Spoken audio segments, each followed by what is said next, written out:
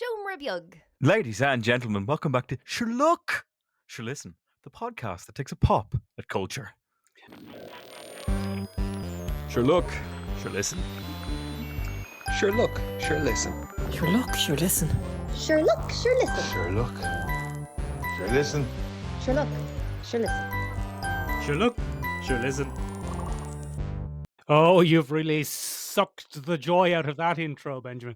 You bloody sucker. You see what do you see what do you get it? Because we're talking about vampires this week. But sure look, I- we've no time for a witty comeback because we've loads of stuff to look at, including I've seen Beetlejuice, don't say it 3 times, and we've had trailers for Square Jumanji and Alien Earth. Sure Listen, Michael, if that wasn't enough, we're taking a look at our second ever outing of the quintessential podcast format. Oh, go on. What the hell does that even mean? Michael, have you ever been watching a show and gone, oh, fucking hell, this captures the life and breath of this show? No. Oh, well, then you probably wouldn't enjoy the quintessential, because that's what it looks at, Michael. Oh. We ask our listeners, our community, our adoring fans, all of which are about 6. The 6 people, yeah. The 6 people that regularly listen Including to this my podcast. mum. We ask them, Michael, Yeah. to give us their quintessential picks. The 5 episodes of a classic TV program that they really feel sums up the soul of the show. Do you mean the 5 best Michael, episodes, Ben? I don't mean the 5 best episodes, Michael. You'd swear you didn't come up with this concept. I mean the ones that capture the je ne sais quoi. The Comment tout appel. The comment tout appel. The voulu... I can't even say it. I'm all out.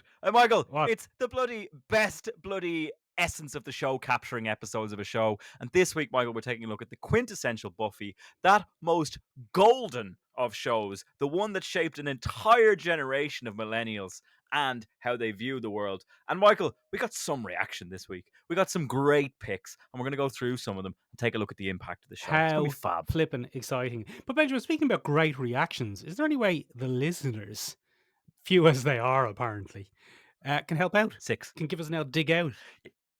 Ah, yeah. If they were feeling ever so charitable, and we hope that you are, ladies and gentlemen, there's a few different ways you could help us out. First of all, Yes. wherever you're listening, ladies and gentlemen, go on there and give us an L review. Doesn't matter if it's Spotify. Yeah. Doesn't matter if it's Apple Podcasts. Could it be Spotify, Ben? Yeah, it could be Spotify, Michael. Yeah, I forgot to say Yeah. that. Thanks for reminding me there. You're welcome.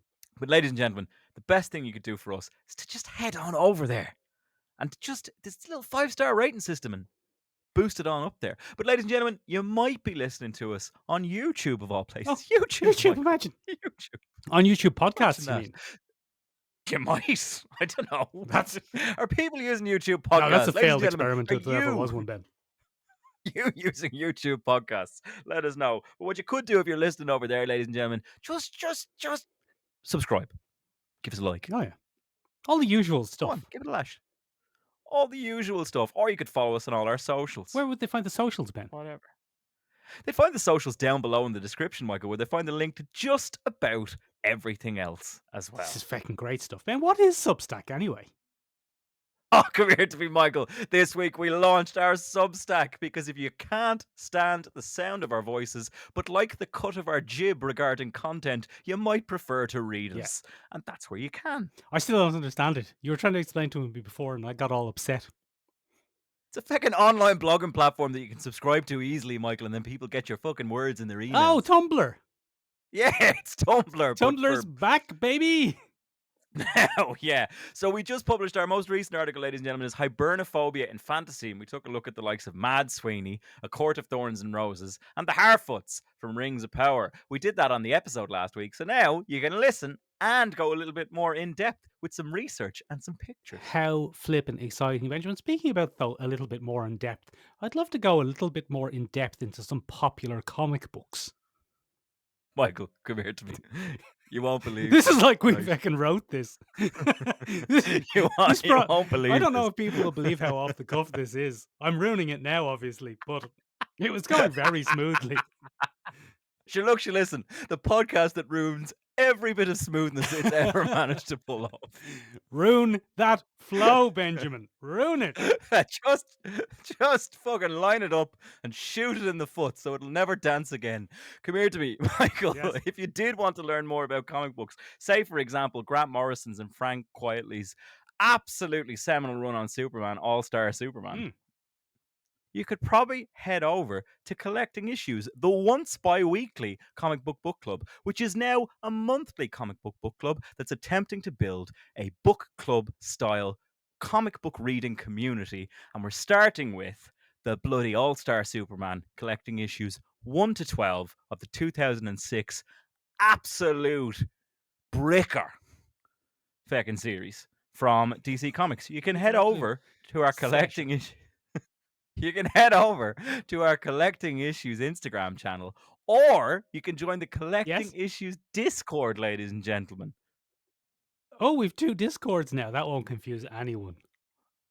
That won't confuse a soul, ladies and gentlemen. If you have been listening to us for a while, if you're deep in the Michael and Benjamin's podcast / Sure Look, Sure Listen podcast lore, you'll know we've had that for a while. It's coming back, ladies and gentlemen. We're trying to do it right this time. We might even call it a proper podcast compared to whatever you called this. Oh no, we're not just going to spunk shit at the wall. We're actually going to think about it. Yeah, the pasta method won't fly on Collecting Issues, ladies and gentlemen. But here, we throw everything at the wall and see what sticks.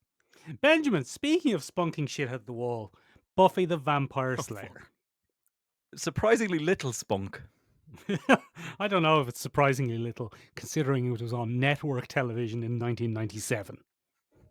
Yes, probably predictably little spunk on walls. It wasn't one of your HBO Maxes. It wasn't one of your J.R.R. Martin bloody Hulu. Hulu's not that spunky, is it? Jobs. It was on American network television in the 90s. Michael, 1997 saw 2 very important events take place. Go on. Number 1, the unearthing of possibly the greatest television opening credits of all time. In Buffy Vampire? Ah, yeah. I What's don't know. a big delay, Michael, isn't there? I don't know. I don't think there is. I don't know where you're going with this. Oh, no, I'm just saying it's got a great fucking theme tune, Michael. Oh, you meant it's got this. fucking Okay. fade wipes on various occult gothic things. We thought it was a delay, Michael, but I'm just shit. I'm just shite at podcast co-hosting. That's all it is. But look, it gave us the dawn of that, Michael, and it brought us the absolute joy that is the Scooby Gang and their vampire smiting antics. Fab stuff. Very good. Benjamin, I need to give you some personal context. And if you've listened to this podcast ever, even more than once, you probably already know this. But Buffy Vampire, as we call it in this household, is truly my formative TV show. So you better watch your bloody younger millennial mouth when it comes to bad mouthing anything to do with Buffy. Because Buffy Vampire was the program that I grew up with. The character of Buffy Vampire, Benjamin, I always thought she was exactly my age. She's actually 1 year older. But, oh no. But here's the thing. I didn't watch this in 1997 because I lived in Ireland. And in the 90s, we didn't get American television programs at the same time they were released. So I actually watched this in 1998 and I was 16 and Buffy Vampire was 16. So I literally... And that's not the modern meaning of the word literally, Ben. That's the literal meaning. I literally grew up with Buffy Vampire. She was 16 when I was 16. We went to college at the same time. We got our first jobs at the same time. This was the quintessential growing up experience for me. This program is the reason that for 5 years from the age of 16 to 21, I tried to look like David Boreanaz. And Benjamin, look at me. I am not a man who can look like David Boreanaz. I am a ginger curly fellow. Yeah, ladies and gentlemen, if ever you were to have a lineup of people that may have committed a crime that looked like David Boreanaz, people would come across the line, and Michael was in the lineup, and the only thing that would come out of that victim's mouth would be, what the fuck is he doing in there? He looks nothing. What's that fella like doing David in there? Boreanaz. Benjamin, I have curly, well, I don't have any hair now, obviously, but I have naturally curly hair. And I spent 5 years trying to straighten my hair into an upward spiking fringe because of the character of Angel. This show Yeah, I has a mean, lot look, to that answer would be a for. sight to behold, No, Michael. it wouldn't. It was no use. Very, very unpleasant. No use, ladies. No use, ladies and gentlemen. Not a sight to behold at all. But come here to me, Michael. You weren't the only one utterly shaped by the emergence of Buffy the Vampire Slayer. No, the whole television landscape, in fact.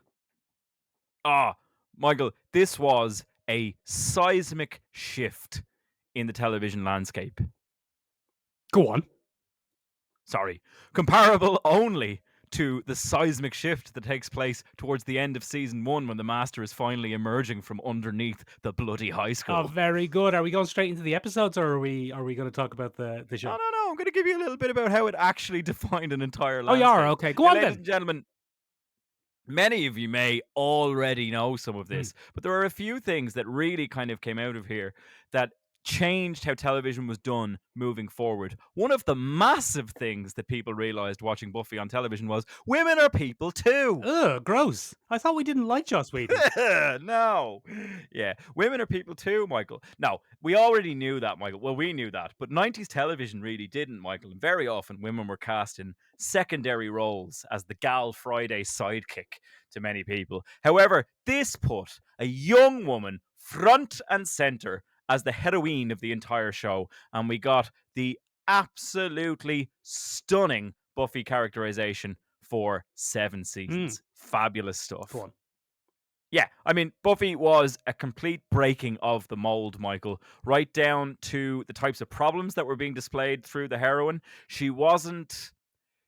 Now, don't get me wrong, Michael, we had been receiving throughout the 90s various badass women monster slayer characters and action heroines and stuff like that. But in this particular case, Michael, we got a vulnerable teenage girl who's the most difficult part of her job being navigating the perils of high school and growing up. No, it was the vampires, Ben. Oh, it was the vampires, Michael, you're right. The vampires, But the were vampires demons. and the ugly buglies, the creatures of the week, were often just a thinly veiled parable for the perils of youth. Oh, yeah. No, I think a lot of the time they were vampires, though. Oh, yeah, they were, yeah. You're right. Never mind. Ignore Yeah, me, ladies and gentlemen. Ignore me. Benjamin, Yeah. here's the thing about this show, though, right? When a few weeks ago, when we did our first episode of the Quintessential on the X-Files, Classic. we got hundreds of responses, Benjamin, roughly the same amount of interest. Two shows occupying similar places in the pop culture canon. And we got hundreds of suggestions for the Quintessential X-Files episodes. And we found it fairly easy to boil it down into 5 picks for the Quintessential X-Files. But I tell you what, though, wasn't quite as easy with Buffy Vampire. I tell you what, Michael, bloody pain is what it was. Pain. Yeah, there are as many quintessential Buffy Vampire episodes as there are Buffy Vampire viewers, it seems. Yeah, I mean, look, there's probably a fair few reasons for that, Michael. I mean, over 7 seasons of a TV show, it covered a length and breadth of dynamics, tones, plot lines, occasional dips in quality. Don't come at me! What did you just say? Said a consistent quality unheard of in modern television. Oh, good. Yeah, that's good. That's what you meant to say. Good man. That's what I meant to say. Sorry, a slip of the tongue. But come here to me, Michael. There is a little bit of something for everyone in Buffy. Oh, do go on. Yeah, so if you like your ugly buglies, Michael, you've got your ugly buglies. And boy, oh boy, does Buffy do some great stuff with things that go bump in the night.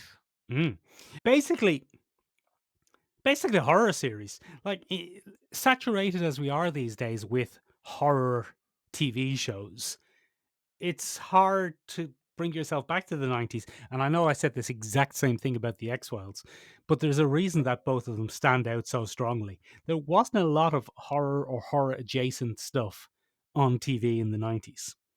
And plenty of people were genuinely scared watching Buffy. I was. Yeah, well, you were only a tiny little fella. You were too small to be watching this. I was only a wee Bob Og. You were only a little babogue when this was on, Ben. You were too small. Too small. Too small, ladies and gentlemen. Couldn't even reach the remote. You couldn't even reach the remote to turn it off. We could sit here all day and talk about how Buffy has shaped the televisual landscape, but then we never get to the quintessential bloody episodes. Let's get to the bloody quintessential episodes, Benjamin. So we've come up with some quintessential episodes based on our own opinions and the opinions of the listeners and the Discorders and the Redditors, Benjamin, and the TikTokies and the Instagrammers and the Substackers, I suppose, or the subs as they call themselves. But Ben, look, we'll take a look at them. We'll take a crack at them in a more or less chronological order. And we'll start with what was pretty commonly called out as one of the quintessential episodes, probably the most commonly voted one in our entire, well, bar one or two exceptions, which we'll get to. But it's season one's finale, Prophecy Girl. Prophecy Girl. Na na na na na. That's like Material Girl, Michael, but not quite. Oh, that's what you're doing, was it? I thought your contribution to this week's podcast was going to be just shouting the titles of the episodes after I've introduced them. After this bit, Michael, yes, that'll be my contribution this week. That'll be it. Very good. Benjamin, shut up anyway, because this episode is a quintessential Buffy episode in so much as it's from season one. Sarah Michelle Gellar still looks like a teenager, as opposed to the adult woman she looks like in later seasons. She looks like a genuine teenager in this episode, even though she's probably about 24. It's set in the school. Everyone is geeky kids. For me, even though I love the whole series, for me, if I think about Buffy Vampire, I think about the high school, the library, Giles being kind of a stuffy librarian, quite dark, quite lo-fi, and this episode hits all those notes. Yeah, I mean, without shadow of a doubt, Michael, eternally in my head, Buffy is set in the high school. Although some of the best episodes and some of the really affecting scenes don't happen in the high school. The iconic Buffy is teenagers in a high school fighting vampires, and that's what this episode is. It's the entire bread and butter of that season, Michael. It's just, oh, we're just some kids in a high school fighting vampires. Oh no. Yeah. Kids in a high school fighting vampires. I've got a nice dress. What do you think of my dress? Oh no, I've been killed. Oh no, I've been killed. Now, So Michael, Ben, look. Yes, go on. Go on. No, you go on. Go on. You're clearly very excited. Well, I think what makes Prophecy Girl a quintessential Buffy episode is it is the quintessential Buffy character arc condensed into a single episode. The whole point of Buffy, especially in the early days, but it never really goes away, is that she's not mad into vampire slaying. It's not her thing. It's not her thing. A lot of the whole point of Buffy is, gee, Giles, this is harsh. Can't I just be a normal girl? Can't I just do normal girl stuff? And who could blame her, Michael? Who could blame her? Who could blame? Well, you know who would blame her? The character who's not in this episode, but the character of Faith would and does blame her. Oh, because in later episodes, Faith, aka the best character, is like, "Do you not like this? Are you not into this? I think this is cool. I love killing shit." But Buffy, no, she's not having it. She doesn't want to be doing it.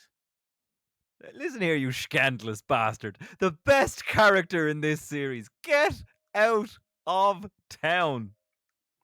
Benjamin, I saw this season this series when I was 16. Faith is the best character and always will be the best character. You have to bear in mind, I saw this when it was 16. Benjamin, not just the best character in this, the best character on television. But look, we're not talking about Faith anyway, because she's not even in this episode. Sadly. No, we're talking about Buffy Vampire. And the difference between Faith and Buffy Vampire is Buffy Vampire doesn't want... I know it's Buffy Summers and we're going to get comments, but I'm not changing now. I've been calling her Buffy Vampire for 25 years. Buffy doesn't want to do this. And she does it out of, depending on the episode, a sense of loyalty, a sense of duty. Like Rupert Giles, the English fella, at Tony Head, is like, "It's your duty, Buffy." That's how he speaks. And she's like, "Oh, that's Spot harsh, on. Giles." But this episode has a great character arc for Buffy, where Buffy overhears Rupert Giles, Tony Head, and style icon David Boreanaz discussing the prophecy in which it's revealed that she is going to die fighting the Master. And she doesn't do Yeah. what a modern female lead would do and stroll in and go, give a big W sign and go, "Yeah, whatever. I'm just going to totally kick his ass and stuff." She has a big freak out. And she As one almost might. has a panic attack, basically. Yeah, I mean, I think one of the quintessential elements of Buffy, and I think this episode hits that nail on the head, is that she really is just a poor, unfortunate teenage young one who Yeah. has to deal with all this shite. Thrust upon her, basically. Yeah, she's the very definition of greatness thrust upon her. This episode also has my favorite little bit of shenanigans, Michael, in The Master. The Master for me is just the perfect kitsch vampire lord nut job. I adore The Master in season 1. As far as I'm concerned, the overarching season villain trope of Buffy it peaked in season 1 with The Master. He was fucking fabulous. Well, I would disagree with you for a very specific reason, and we'll talk about that in a few minutes. But, sorry, to go back to, Ben, what I was saying about Buffy's arc. Buffy, in this episode, she finds out she's going to die, and she cries about it. Yeah. And she's like, "I don't want to die. I'm a teenage girl. Do you think it's going to hurt? I quit. I'm out of here. I want none of this." She's not a badass. She's not in it to fight the good fight. She's like, "Nah, I'm out." And then the best thing happens. In a show like this, which has so much death, characters die every week. But in this episode, 2 minor side characters are killed in a, we're led to believe, a grotesque way, and it ends up traumatizing Willow. And then Willow gives Buffy an incredible speech about how it was like it wasn't our world anymore. The vampires have taken over our world, and they've taken all the joy and replaced it with horror. And that's the moment when Buffy Vampire goes, "Right, I suppose I better deal with this then. I suppose I better make the sacrifice." And ladies and gentlemen, spoilers for a 1997 TV show. Sacrifice she does. She does, and she ends up in one of the most iconic scenes, getting hypnotized by the Master's hypnotic powers and getting her blood drank and ending up face down in a bloody puddle of water. 2 inches of water, Michael. That's all it takes. Water, the So- greatest villain on television. If we've learned nothing from bath safety advertisements, 2 inches of water is all it takes to drown someone. Benjamin, That's my all it favorite takes, thing about ladies and this. gentlemen. So my favorite thing about this whole scene is when Xander and style icon David Boreanaz, aka Angel, show up to save her, and Angel says, "It's gonna have to be you. I've got no breath." It's like, how are you talking then, you feckin' Guinness? Of course you have breath. You don't need to magic. breathe, but you have a breath. You big spa. You're such an idiot. I hate Angel. For a man that I modelled myself on, Ben, for 6 years, I fucking hate him. I would argue, a lot of Buffy ages very well, especially when it comes to themes and topics and subject matter of, the week. Teenage problems, finding your sexuality in the later season and stuff. But really, season 1, David Boreanaz has not aged well. He's not aged well at all. Not at all. Get out of that teenage girl's bedroom, you absolute fucking creeper. Get out of there. You're David, 25 stop years that. old. Doesn't matter that you're an immortal Uh, vampire. You were 25 when you became a vampire. Get out of that teenage girl's bedroom. Still dirty, you little shite. But I'm not having it. it does also Anyway, set Ben. up Yeah. Go on, sorry. it also sets up a fabulous bit of world building from there on out, because one Go of the on. mechanics of the Slayer prophecy is that it's one girl at a time. Once a Slayer dies, a new one is chosen, and the cycle continues. And my favorite bit of this is that the cycle does in fact go, oh, user not found, new user created, right? Yeah. On we go. And then the old record comes back in the system, and the system goes, what is this? We said user not found. Yeah. It's like I love that ancient prophecies can have bugs. It's fucking fabulous stuff. And it sets it up so well, because then we get gems of the show like Kendra. Kendra, it's a very sensitive accent from the 90s television program. Oh, it's fucking rough stuff, man. Including the weird tribal bongo music that plays when she makes her entrance. Great Just stuff. not okay, lads. Grand. Not okay. Grand. Great stuff.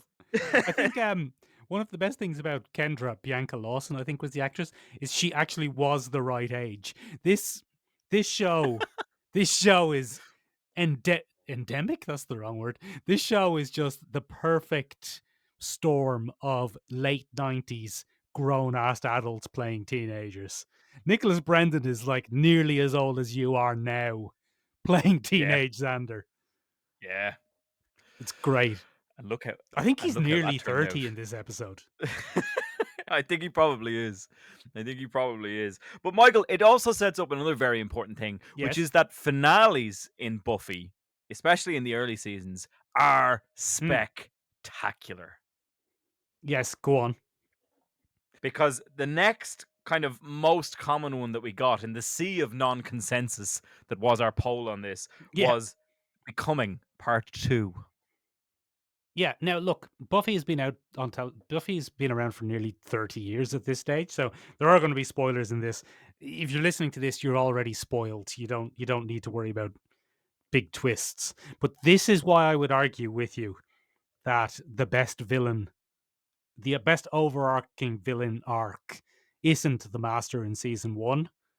It's season 3.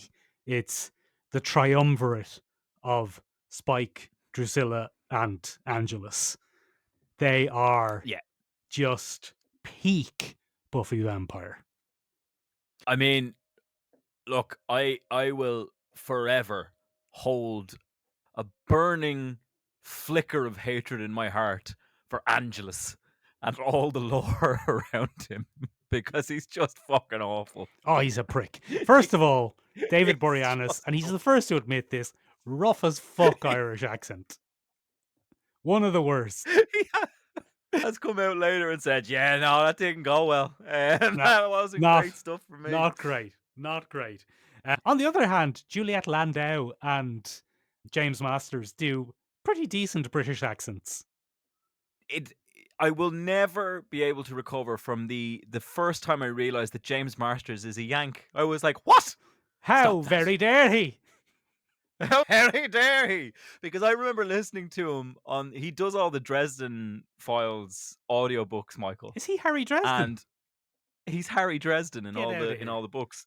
To the point that once upon a time, Michael, little Dresden Files fact for you here. Once upon a time, they changed the narrator for one of the audiobooks just to see. And there was such an outcry, Michael, that they recalled the one that they put out into the world. Had James Masters come back, who couldn't record at the time due to a scheduling conflict, and had him do it anyway. Excellent. Because people were so annoyed. Great stuff. But I remember hearing... Yes, go on. Go on. No, go on. I just remember hearing that, Michael, and saying, geez, he does a great American accent as well. Doesn't he? He does a fab American accent. Very convincing. Just, Now, no. Benjamin, this might be the fact that we're not British, because I think British people listen to it and go, ugh, they say, ugh, what's that? But look, this episode is fabulous for a whole lot of other reasons. First of all, you can watch this episode and not have to deal with the ick of the fact that it's giving Buffy the ride that causes him to lose his soul. It kind of doesn't matter for this episode why he lost his soul. Now, Michael, Go on. I think you'll find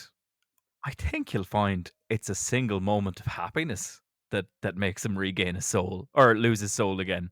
I don't know what you're on about with this riding that you speak of. What are you on about? No, it definitely was the What are you on ride. They about deal there? with it in later episodes of Angel. It's like, no, it was the ride. All this Yeah, no, it was the right. Yeah, coital the glow angel stuff, wasn't don't worry supposed to. about it. Angel wasn't supposed to get his leg over. Essentially, that was the fundamental Yeah, kind he of wasn't allowed. aim That was his of, curse. of that particular Yeah. curse. But Benjamin, look, what makes this episode But Michael, quintessential is... But look, Benjamin, this episode is the quintessential Buffy episode in the sense that this is the new meta, basically, of Buffy. Everything that defines the later seasons more or less spawns out of this episode. For example, Willow is the one who re-ensorcels Angel's soul into him at exactly the wrong moment and leads to him being stabbed and being all sad. I didn't feel a thing when Angel got stabbed and he went like, Buffy. It's like, yeah, fuck you. Get into hell. Get into Alcantha's dimension there. get Straight, out of here. straight into hell with you, you big prick. But it's a really interesting case study on Spike because over season 3, there's a gradual softening of Spike. And in this episode, he teams up with Buffy. And he's not a good guy. He's kind of doing it for selfish reasons. But it's a real either muddying of the waters or clarifying the nature of good and evil in the Buffy universe in this episode. Angelus is a baddie because he's a demon. And Angel's a goodie because his human soul is back in him. And up to this point in the series, vampires, demons, creatures, bad. Humans, good. Like you can have bad humans, obviously, but Obviously. up to this point in the series, if it's some sort of supernatural entity, it's a baddie to be killed. And that's very black and white and very straightforward and very easy to follow. And that kind of makes what they do to Angel, it makes everyone in the vampire slaying community the baddies. Because if vampires are victims of a demonic curse that can be reversed, then every time you kill them instead of reversing it, you're actually the baddie, Buffy Vampire. Yeah. It's like, Yeah. it's more convenient to slay them than to cure them. So let's go about slaying them. Let's round up all the addicts and put them on an island as opposed to investing money in infrastructure and rehabilitation measures to help them get better. Yeah, it really upends the philosophy of the show. It really, and I don't necessarily disagree with it because it starts the thing then when not Angel, not Buffy, the other one, Spike. Spike gradually Yeah. comes over to the side of good, even though he's a demon. But then by later seasons, there's good demons left, right, and center. There's nearly as many Oh, good demons in the later seasons as there are bad demons. Michael. Like there's it's probably worth mentioning an honorable mention that we heard a few times on the episode there on the subject of good demons. It's not necessarily one of the 5 quintessential, but the wish is a pretty big moment in rehabilitating the demon in the Buffy show. Go on. So the wish is the fantastic episode where Cordelia makes the wish that Buffy had never come to Sunnydale High. Yes. And we're treated to one of the earliest examples in my pop culture memory of a branching timeline or an alternate dimension in television. Yeah, this was a revelation in the 90s. And it was done very, very well because the alteration is nothing in terms of the town of Sunnydale. It's just a little bit dirtier, a little bit grimier, a bit more graffiti because the demons are running amok and the vampires are having a whale of a time. Mm. We got to see variants, what we would now call variants, thanks to Yeah, they're Marvel and Loki on variants. Disney. but we did get the wonderful world of the Willow variant Yeah. from this, who made an appearance in later episodes. Fabulous stuff. But we also got Anya, the wish demon or the revenge demon for women. A fabulous bit of world building in itself, and there's kind of like a Greek fury demon you can summon to just mess with stuff. But it's also one of my favorite jump scares. One of my favorite things that Buffy does very, very well is the jump scare, and it's because they invested so much time, Michael, in making the monsters, demons, vampires, etc. grotesque. Mm. Like, vampires are sexy when it's James Marsters and David Boreanaz, but when it's old scrunchy face, it's not appealing. Yeah, It's yeah, not yeah. appealing in the same way. These are much more the Lost Boys vampires than Interview with the vampires. Exactly. Like, Buffy didn't invent this, but they went hard on the facial reconfiguration so you know who's a monster and who's not. And there's a fabulous moment where Cordelia makes the wish and Anya reveals her big demon face. And I remember going, oh, Jesus fucking Christ. Oh, you bastards. Oh, God almighty, look at that yoke. Oh, Jesus Christ. But I think that's a fabulous episode, and I think it deserves a little bloody a nod from the It does. gang. I think it's a fabulous little bit of television. Benjamin, the next Yeah. episode, and this episode is probably the most voted episode in this whole thing, is Hush. Season 4, episode 10's Hush.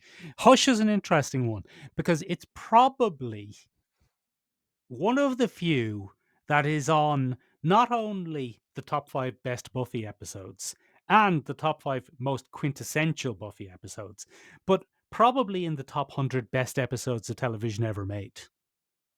Yeah, I think it pushes the format in a way, especially for then. Like, it's important. Like, we get plenty of experimental television now. Happens all the time because television is where the money's at, and they're playing the pasta game, not unlike we do with podcasting, Michael. Yeah. Where network streaming services, all this, have a vast amount of money, a dragon's hoard worth of expenditure available to them. And every once in a while, a director will go, I'd like to do an entirely silent episode, please. Yes. The lads at streaming go, sure, fuck it. Give it a whirl. See what you can do. Back then, Michael, this episode is a creepy, unnerving, silent episode. And it's awful. It's great. First of all, though, right? Here's the thing. I watched it again for this review. Hush is not that silent, first of all. The gentlemen, the baddies in this episode, one-off baddies as well. I really love Yeah. the fact that these are one-off baddies. But the gentlemen don't show up for nearly 15, 20 minutes into the episode. It's a good long while before the silent spell takes place. And I tell you what, none of the time before everything is silent is wasted. This is a fabulous example of how good a TV writer peak Joss Whedon was, because everything that happens in the 10 to 15 minutes of speaking time leads into the silent bit, leads into the monsters, and also develops what's happening with the characters at that point in their story. So this is season 4. Buffy's in college and she's been flirting with Riley, the teacher's assistant. Everyone's least favorite Riley. character. Benjamin, I spent the following 5 years after trying to look like David Boreanaz, trying not to look like Riley. Anything but Riley, ladies and gentlemen. Riley, get out of that young one's class. Get you out of her dirty class. bastard. Get out of her class. You're a you teacher's creeper. assistant. Get out of your class, the entire arc of Buffy's romantic life could be, you get out of that, would you? Would you stop? Get out of there. Stop that. So this episode starts with a very creepy dream sequence. Yeah. And I really enjoyed that because you kind of often forget that a big part of Buffy's power set is prophetic dreams. That's how she knows where to be and how she knows what's going to happen. And I always like that about her power set because it means you don't have to have monsters keeping surprising popping up. She gets an inkling, basically. A notion. A notion. But the dialogue in this episode is amazing. The whole fact that the plot tension before this starts is Buffy likes Riley, Riley likes Buffy, but they're both nervous and can't talk to each other, and they keep babbling and not progressing their flirtation because they're both bad at it. So what they need is to be in a situation where they can't babble, and that's great. And like there's so many little references, like the two army boys are like, oh, what's it like to have the coolest job in the world, but we can't say a word to anyone? Fabulous bit of dialogue writing. The whole show, this episode is such tight Joss Whedon ensemble cast banter 101. And it's done so well. And it's before this became trite, when every show, Warehouse 13, bloody Winona Earp, every show was trying to be this because Yeah. of episodes like this. They even do it silently, which is incredible. There's a scene after everyone has lost their voice, where Buffy and Willow are walking through Sunnydale. And Sunnydale, as always, is a shit fucking backlot soundstage. I always hated that about Sunnydale, that the main street was so crap looking. But anyway, that's neither here nor there. Everyone's wandering around depressed and confused and crestfallen. And they spot a man, an opportunist, selling message boards for $15. And they both look at each other in utter disgust that this guy is being such an opportunist, profiteering. And then in the very next scene, Buffy and Willow show up at Giles's door, each wearing a message board. And they've done Whedon-esque interconnected banter silently. And that is, Mamma Mia, chef's kiss. I mean, I suppose you've hit on a really nice thing there, Michael, which is it's the notion of Buffy speak, which is a coined term now for the kind of dialogue, interaction, snappy repartee, if you will, that was introduced as a result of the Buffy the Vampire Slayer show. Because, again, that came about from Buffy that wasn't there beforehand, Michael, was the witty back and forth between the Scooby Gang, the mildly sarky comments, the quips, the one-liners. And sometimes you watch them today, Michael, and this is sacrilege, but I'm sorry, I'm going to say it anyway. Sometimes you watch it today and you go, oh, Jesus, that's a bit fucking contrived now. But other times, Michael, as you've just described, it's a little chef's kiss. It's just a perfect little bow on top of a scene that's already unfolding. It's fabulous stuff. This episode is also the kind of solidification of the beginning of Willow's lesbianism, which, again, yes, massive in the 90s. A huge thing to happen in a TV show in the 90s. Nowadays, try and put a TV show on that doesn't have a lesbian in it, Ben. I dare you. You won't get it. It won't happen. You won't get the funding, Ben. You won't get everything's controlled by big lesbian. I won't watch it, Michael, if it doesn't have them in it. I won't do it. Yeah. I won't allow it. But also, this episode has not a quintessential villain. It has almost a unique villain, a standout villain in The Gentleman. Just these two besuited fellas floating around like a pair of podcast hosts, surrounded by these horrible little creepy fucking faceless straitjacket men waving their arms around like a bunch of podcast listeners. They are the most Power Rangers-esque minions that ever make an appearance on this show. Just these shambly little ugly-buggly toilet paper men going around doing the bidding of the two big bads of the week. And I remember watching them and going, what the fuck are you doing there? Like, these lads are creepy enough by themselves. They don't need rambly little Mad Max-esque. Yeah, the putties from Power Rangers. But I always felt, I felt as well, the Gentlemen are a bit of an evolution of the Kinderstadt from an earlier season. I can't remember exact which season it is, But the one he stuck with me horribly. Do you remember this one, Der Kinderstadt? Yeah. It's the one with the dreams and the clowns and yeah. Yeah, and he hunts them, and like he has the hat, and he's creepy, and he's grinny, and he's very unnerving. The Kinderstadt is awful. He's based on a German fairy tale. He's a bit like a Freddy Krueger-esque silent fella, Mm, and he had his big yeah. long nails, and yeah, he killed children. He was awful. He killed them through illness. He was a brutal old fellow, was the Kinderstadt. But I felt the gentlemen were a bit of an evolution of that. But it's funny, Michael, because we're talking there about the villain of the week and stuff like that. But occasionally, Buffy would just ruin you. Look, I assume we're heading towards talking about the body. We are, yeah. Yeah, this is a fascinating one. And this happened to us with the X-Files as well, where we had an episode in everyone's quintessential X-Files that we didn't actually feel was a quintessential X-Files episode. And the body, one of the greatest episodes of television ever recorded. An incredible study on grief and loss. The reason it stands out so much from as such a memorable episode is that it's really not, by any stretch of the imagination, a typical Buffy episode. Now, I will say, and I should disclaim this because my good lady friend would Yes. have my hide if I didn't disclaim this. If Joyce Summers has no haters left, I'm dead. I fucking hate Joyce Summers. I think she's the fucking wagon. worst.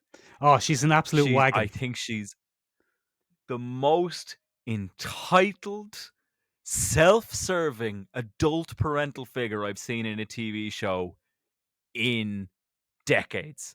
And I mean that as someone who watches a lot of fucking TV. She's a weapon, and she's a gaslighter. We've got the vocabulary these days, Michael. She's a gaslighter. She's an emotional manipulator. She's a girl. And I couldn't have been happier to see her gone. But the body devastated me on behalf of Buffy. I still felt for Buffy in that episode. That's how good this fucking episode is. Oh, Joyce is a terrible character. I've never forgiven Joyce from the episode Ted, where Joyce has started a relationship with an abusive robot, and Buffy's like, he's an abusive robot, and Joyce is like, go to your room, young lady. And I'm like, no, he is an abusive robot. I was convinced for the entirety of that episode that he was an ugly buggly that could hypnotize people. Because in my brain, Michael, I should point out, I have come to Buffy very late in life, thanks to my good lady friend, who is the most avid of Buffy fans you could meet. She is, well, outside the most avid female Buffy fan. He's flexing his chest here for the audio listeners of the podcast. He's giving me a little buffing, as it were. He's trying to buff me into submission. But come here to me. My good lady friend is the most avid of Buffy fans, and she got me into it. And as I was going, I pride myself, Michael, on being able to get a pretty good sense of where an episode is going. And I was so smug in this episode in Ted, where I was like, he'll be mind controlling her, you see. He'll be mind controlling her. No, Joyce is just a shitbag who doesn't take her child's side when her child clearly says to her, this man is abusive. It doesn't matter that he's a robot. That's irrelevant. He's abusive. Irrelevant. He's a horrible... Go to your room, young lady. Doesn't go for it. I'm getting the ride tonight. Oh, it's the worst, Michael. And then she fucking disowns her in season 2. I forgot to talk about this when we were talking about Becoming. She's like... The police come and say, Buffy Vampire has killed bloody Kendra and Willow. She's buffed Willow up as well. And she's like, Buffy Vampire, you get out of here and you don't come back in this house. And Spike is like, oh, that's not great, is it? Your ma's not that sound. Like, when Spike is more sound than your mom, you're probably in a bad health situation. Bad times at Sunnydale High when your mom is worse than Spike. But the body is huge, Michael, and it's a devastating restating of, I suppose, one of the core themes of Buffy, which is that life is sometimes horrifically disappointing. Is that what you get from it? Well, also, good riddance to Joyce. But again, my glee may have overwritten my critical faculty in this particular case. What always strikes me Yeah. about the episode of The Body is that, again, this is a show that people die every week. Sometimes, usually characters who've just been introduced 5 minutes before, Petro Pascal, for example, and then they Pedro. get offed. And sometimes they come back as some sort of ugly bugly. Sometimes they're just eaten off screen. Sometimes even main characters die. And it's a huge event that main characters die. Kendra the Vampire Slayer gets killed in Kendra. Becoming Part 1. Jenny Calendar gets killed. And Oh, that's poor Jenny. really set up to be a major event. You know, main-ish characters get killed off fairly regularly. But it's always the vampires have killed Kendra. Oh no, what a disaster. Let's go on the run. We have to go and get revenge and fight this creature and, you know, put this fella in a headlock. But Joyce's death is just normal. Yeah. It's horrifically normal. Joyce does get sick in the earlier seasons, and we see Buffy dealing with that. Yeah. And, you know, for all her strength as a Slayer, there's absolutely nothing she can do with her mother's illness. And then we think everything's all right, and we just come home. You see, the worst part, I think, about The Body, and the most fabulous bit of art to it, is that we don't see Joyce die. Yeah. Well, that's why it's called The Body, because she just comes in and there's the body. She comes home and she sees the body. Now, it's a fabulous bit of work. I don't know if it's quintessential, though. I don't know if it captures the spirit of the show, maybe in the sense that. But I tell you what it does set up. That's a fabulous episode, Michael. Go on. It does set up what I think is one of the quintessential Buffy episodes, at least for me, because it didn't get mentioned that much by the people we put it out to, Michael. But it sets up season 5 forever, where Buffy tries to make a deal to get her mum back from the dead. Oh, go on. And I think it's a fabulous bit of the show where nothing dead comes back the same. And it's strongly hinted at that the thing... So Buffy does it. She resurrects Joyce, in a sense. But she's given Isn't a very... Dawn that does that? Oh, it could be Dawn. I thought it was Dawn that did that. Yes. Well, I think Buffy is going to do it, and then Dawn takes over when Buffy's nerve kind of falters, or Buffy sees common sense, doesn't it? Isn't it? Isn't that what it is? I don't remember. I honestly don't remember. Go on anyway. But we get that fabulous bit of work. First of all, Doc, one of the creepiest fucking characters in the entire show. Weird, squirrely little nebbish fella being like, yo, you can, I'll give you the magic. And it's like, oh, Doc, you're a big fucking creep, aren't you? Yar. Yar. But there's a fabulous bit of tension towards the end of that episode, Michael, where we just get Joyce's silhouette turning the handle. And we're told in no uncertain terms, if you open that door, the spell will complete, but what you get back is not your mum. And it drips with tension, Michael. It's a fabulous episode and does a wonderful job. However, Michael. Yes? I do think it's probably important that we read out very, very quickly, because we've ate into the time, Michael. Absolutely, we've ate into it, Benjamin. I love talking about Buffy. Benjamin, I think the only problem in those episodes we picked today is we didn't pick any with faith in them. Yeah, I mean, look, 16-year-old you is booting you internally now. It's like, mention her. Mention the goddess. But I do want to give a little shout out to a few listeners who got in touch with us and gave us their picks, Michael, because that's quite important. Yes, go on. What did other people think? We live and die by the listeners. So our newfound friend on the old Instagram, X-Files Color, got in touch with us. He gave us the pick for Becoming Part 2. He also gave us Bad Girls, which is the one where Faith and Buffy kind of become semi-friends for a little bit. Oh, good. That's one of the good ones. See? They know. See? Hush got a mention from X-Files Color, and Once More with Feeling for the Scooby-Gang Dynamics, which is a pretty good reason to pick that. I don't like that episode. That's a good reason to pick it for the Quintessential. It's I a quite music episode. like it. Yeah, we got another shout out from user Silver Kissed on the old gram. Michael, and she said, "Welcome to the Hellmouth is essential for just establishing the general tone of the show, which is pretty good. And then Hush becoming part 2, and The Gift. The Gift is another good one, Michael. Kind of ties in with your idea of shouldering the burden of being the Slayer, as Yeah, it were. it's like 5 years on, and here we go again. And are Buffy's reasons for making the big play, making the sacrifice, are they the same or different? Are they external or intrinsic now? View, but I have to say, Michael, probably one of the best finds of this week. I was Yes, explaining go on. what the quintessential was to a friend of my good lady friend. Oh, go on. And she said to me, "Oh, my mates have just started a podcast that Oh, go on. look, yeah, and it's a bloody Buffy Rewatch podcast, Michael, and it has the most Northern Irish name for a Buffy fan cast I've ever heard. Would you like to know what it's called? I'd love to hear what it's called, Benjamin, in a Northern Ireland accent, please. It's called Up the Buff. Up the Buff. Very good. So this is a podcast, and it comes from Tony and Dave, and it has a very unique premise, ladies and gentlemen. Tony is a diehard Buffy fan, or as he calls himself on the podcast, a Bufficionado. Very good. I like it. It's very good.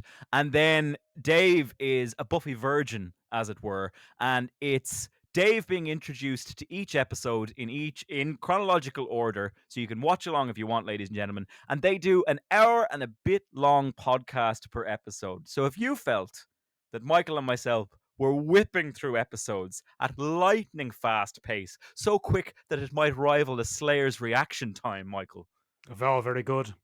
you might enjoy heading over to Up the Buff. Sure, we'll give them a bloody shout out on one of the socials at some point. But we got some great picks from Tony, who is the Bufficionado of that particular podcast, Michael. He gave us some solid shouts, ones that we've heard already, but also some honourable mentions. I quite liked the honourable mentions, Michael, so I'll go through some of those. The Body was there, Go on The then. Gift was there, Chosen is the final one. Hush gets an honourable mention. Graduation Day with the big, creepy, ugly, buggly mare. Great stuff. Yep. Great Turns stuff. into a big worm.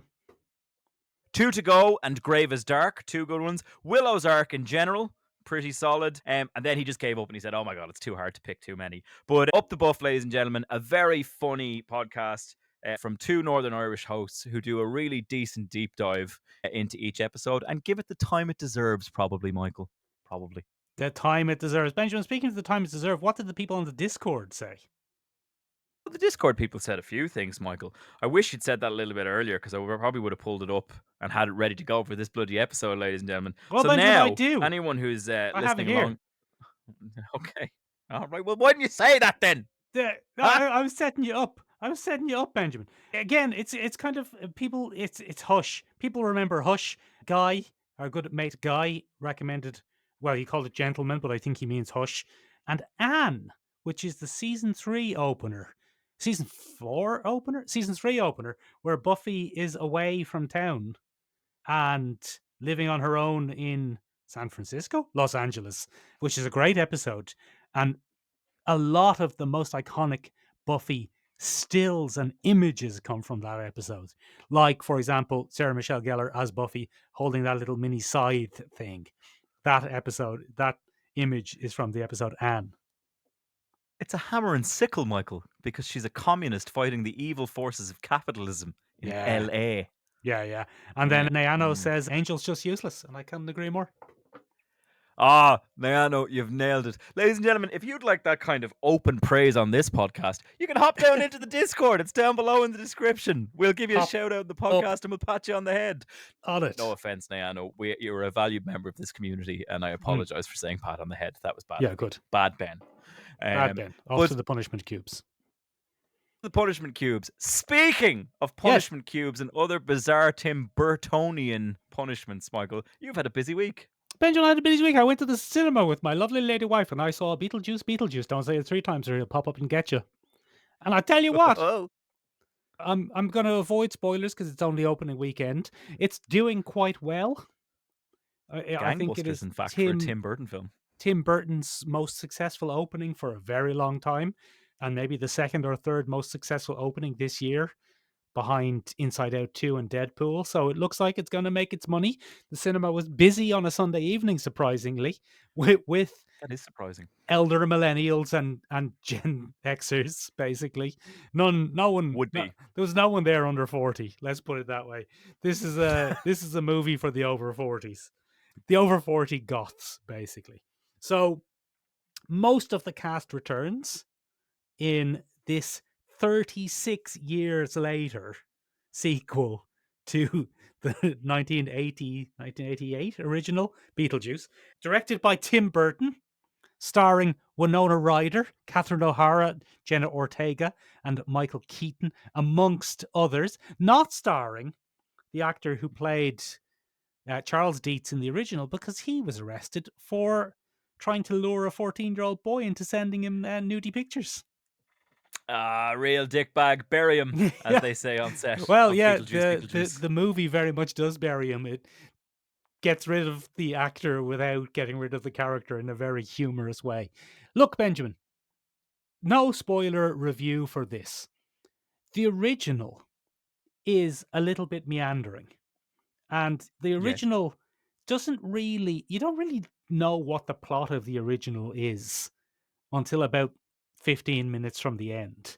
And then they make up, oh, Beetlejuice wants to marry Lydia, and that makes him the villain.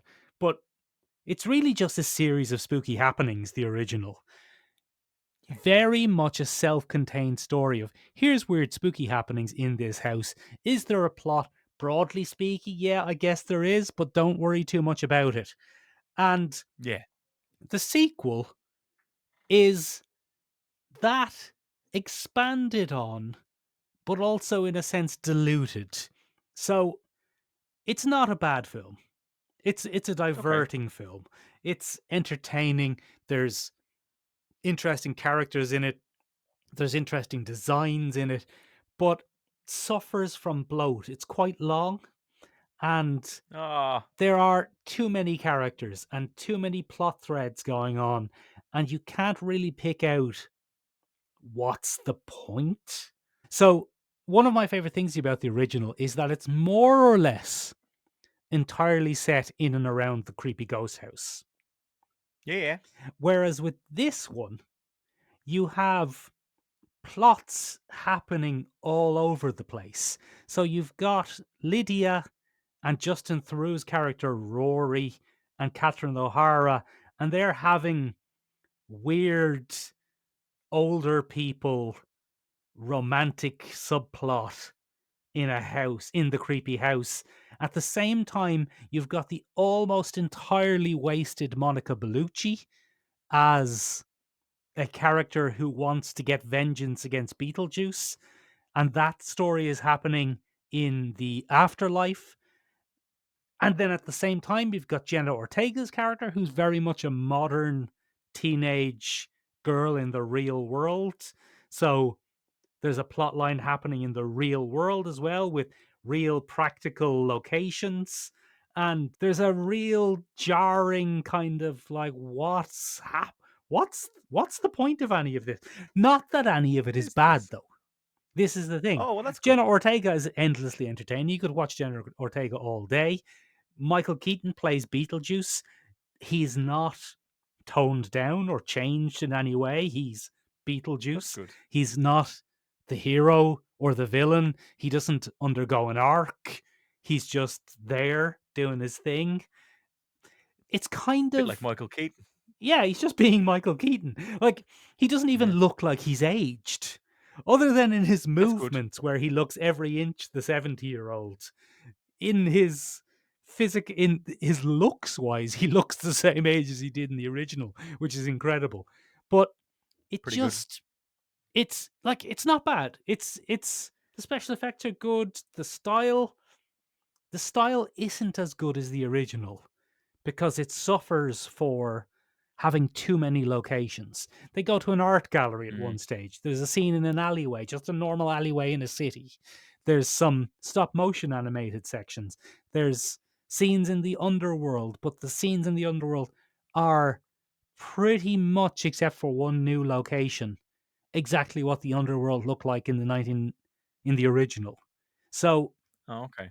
In a sense, sometimes you feel like it's playing it too close to the original because the entire thing exists as a homage to the original. But Hmm. then other times you're thinking they've bloated it out too much and they've introduced characters. I think I can talk about one character who's a good example of what I didn't like about it. Even though, as I said, it's not terrible. It's like it's a passably good movie. It's an Okay. entertaining enough 2 hours. But, Yeah. you know, if I had watched this at home, I don't think I could have resisted scrolling on my phone. Whereas when Okay. me and my All lovely right. wife watched Beetlejuice a few weeks ago, the original, it was her first time watching it, and we were both enraptured for the entire runtime. Whereas with Yeah. this, I definitely would have picked up my phone and checked a few things while we were watching it. But there's a And character now in it's this scroll and roll. who, Catherine O'Hara's character, this is only minor spoilers. Catherine O'Hara's character has become a successful artist, and she has an installation with a French graffiti artist. Oh yeah. And that graffiti artist gets into an argument with her when she cancels a show. And he screams at her in French and storms off. And he storms out into an alleyway and falls down a pothole and dies. And we know this because he then wakes up Oh. in the underworld. And when he's in the underworld, he asks a janitor for directions, an underworld janitor, a creepy little zombie man. And then we follow Yeah. that Yeah. janitor about his day cleaning up in the underworld. And then that janitor has an accident and accidentally knocks a box off a shelf, which allows another character who was imprisoned in that box to escape. And Okay. it's so many steps of, are they going for interconnectedness here? Because it just feels like we're being introduced to superfluous characters all the time. And then the Yeah. French guy who died pops up a few more times as we see him like joining the queue to get the ticket for the underworld. And, it's just, mm, Yeah. I don't think Eh. him not being in it would have detracted anything from the movie whatsoever. And that's not the fault of the Yeah. actor playing Okay. the French guy. It's just No. No. there's a lot to it that goes nowhere in particular. Monica Bellucci's Yeah. character, without getting into spoilers, Monica Bellucci's character is entirely pointless. She has minimal effect on the plot, if you could say that there is a kind of coherent overall plot. At one stage, it feels like she might be the plot. It feels like maybe this is Okay. what this movie's going to be about. And then she disappears for 45 minutes and we hear nothing from her. And then she pops up again in a single scene. It's, there's a lot of stuff like that going on. Yeah. But, it's not as funny as the original. It's not as inventive as the original. It's a little bit bloated. But all the time I'm saying this, bearing in mind, it's still all right. It's still a decent movie. It's still Still a bit of worth crack. watching. But Yeah. it's not going to be an iconic film that we're going to remember for generations. Probably not. No, for sure not. No, Probably not. there's not a lot to it. Like some of the visuals and stuff, a lot of people will like Monica Bellucci's character because she's a big goth dommy mommy, and that's in at the Very moment. cosplayable, Michael. Hmm? Very cosplayable. Very cosplayable, Benjamin. She's picking people up by the throat and sucking their souls out through an erotic kiss. There's a lot of people who are going to enjoy. Exactly. You calm yourself down. 16-year-old me is over here thinking about Faith, going, "What's wrong with him? He's a weirdo." 33-year-old me is sitting here going, Anyway, look, it's grand. I wouldn't take back the time I spent watching it. I enjoyed it well enough, but it's nothing special. It's a bit bloated, it's a bit overdone, it's lacking in inventiveness, but it's all right. as high a praise as you could possibly imagine, Michael, in that particular instance.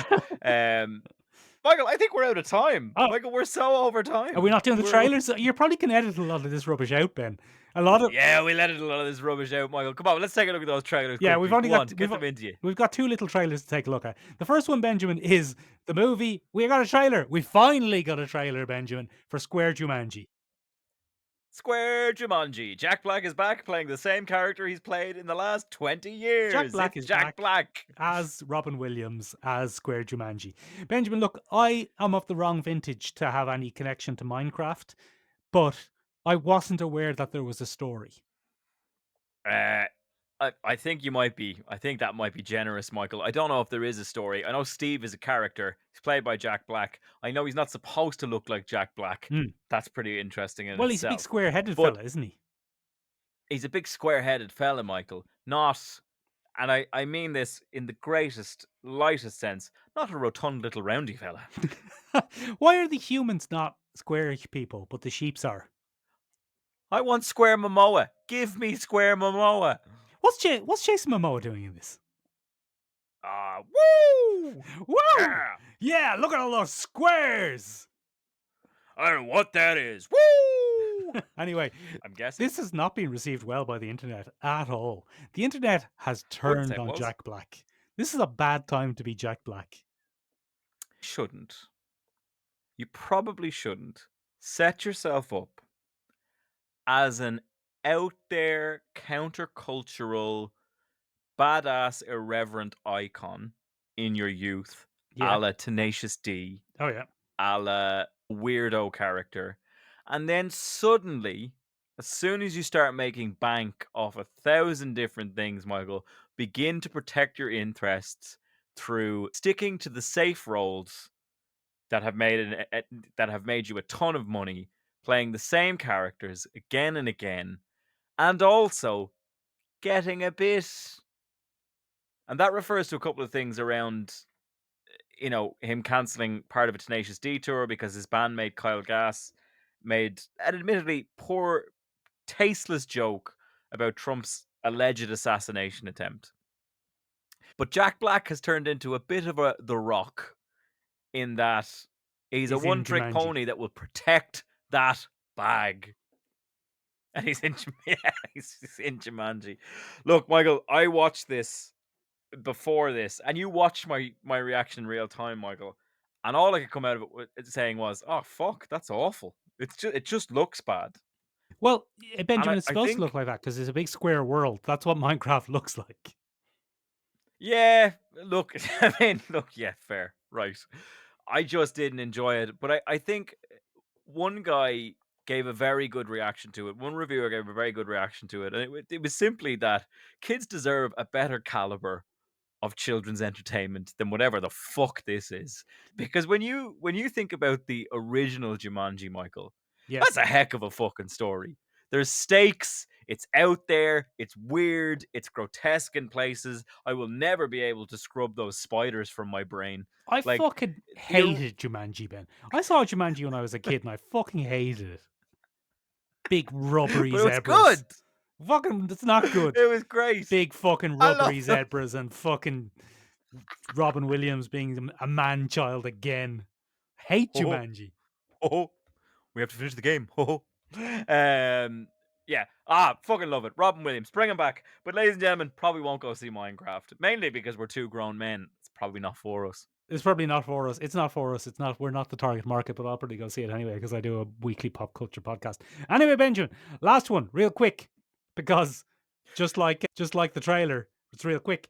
I'm going to do a live react because we got a trailer, we got a teaser of a teaser for the new series, Aliens: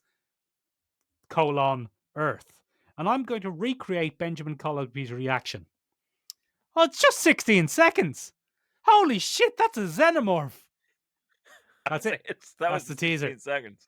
That was a very accurate retelling of my reaction to Alien Earth. Look, the only thing that used to make me feel good about watching an alien film was that they weren't on Earth yet. But now apparently, yep, here they fucking come. Here they come. Ah. Benjamin, there's only one thing more terrifying about this than the concept of xenomorphs on Earth.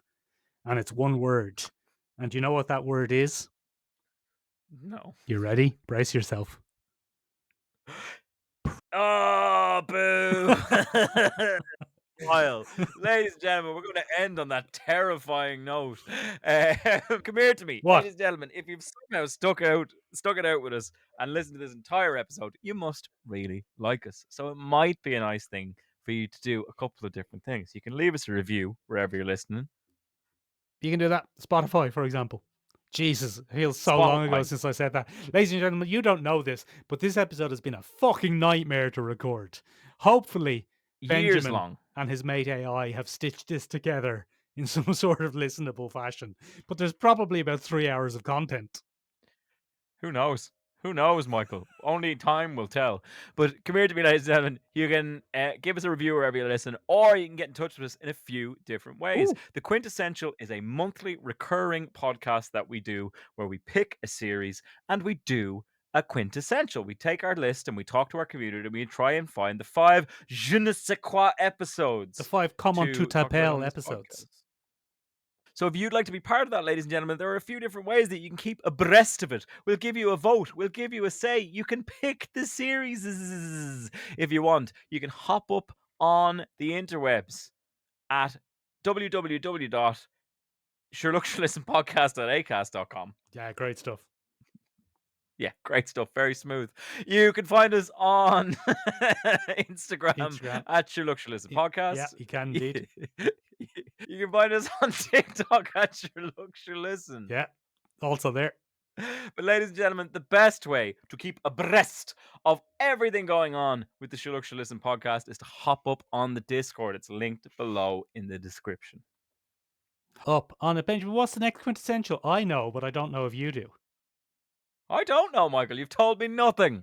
Oh, it's very exciting, Benjamin. It's slightly out of left field, but it's very, very exciting. The next quintessential Benjamin is going to be the Australia-New Zealand Muppet masterpiece, Farscape. Oh, fucking excellent, Michael. That'll be good. Ladies and gentlemen, join the Discord now so you can keep up to date with whatever the fuck that is. you drongo. You flaming galah. You drongo. Come here to me, Michael. We don't know if there's an episode next week because I'm going on my hollybops. Ben's pissing off on his hollybops, and I've forgotten to get a guest host, so there might be no episode next week, but then there will be one the following week. If you or anyone you know wants to co-host a podcast, get in touch with us at the places Get we in just touch. mentioned. We'll do interviews. Yeah, all you great. need is a microphone and a somewhat stable internet connection. It'd be better than me. You're doing better than me, ladies and gentlemen. There's only one reason this podcast took 3 hours, and it's old Benny Buns. That's it from us, ladies and gentlemen. Bye. See you next week. It's never ending.